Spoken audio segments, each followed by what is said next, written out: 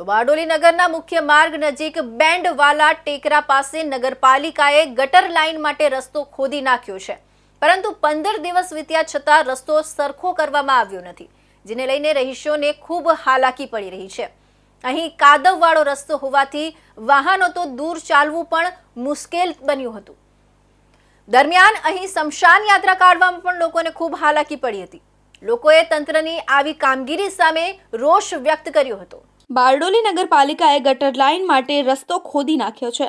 બારડોલી નગરના મુખ્ય માર્ગ બેન્ડવાલા ટેકરા પાસે રસ્તો ખોદી નાખવામાં આવ્યો છે, જેને લઈને રહીશોને હાલાકી પડી રહી છે। રહીશોના જણાવ્યા મુજબ 15 દિવસ વીત્યા છતાં રસ્તાને ફરીથી બનાવવામાં આવ્યો નથી। અહીં એવી હાલત છે કે વાહનો તો દૂર પણ ચાલવું પણ મુશ્કેલ બન્યું છે। અહીં કોઈ બીજો વૈકલ્પિક માર્ગ પણ નથી, જેથી ના છૂટકે રહીશોને અહીંથી પસાર થવું પડે છે। કાદવવાળા રસ્તાના કારણે રહીશો ખૂબ હાલાકી ભોગવી રહ્યા છે।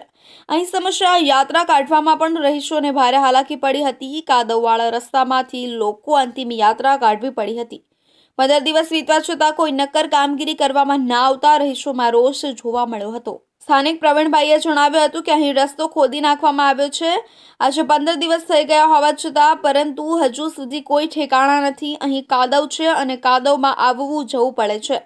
આજે મરણ થઈ ગયું હતું અને કાદવમાંથી અંતિમ યાત્રા કાઢવી પડી હતી। આ મામલે નગરપાલિકામાં રજૂઆત કરી છે,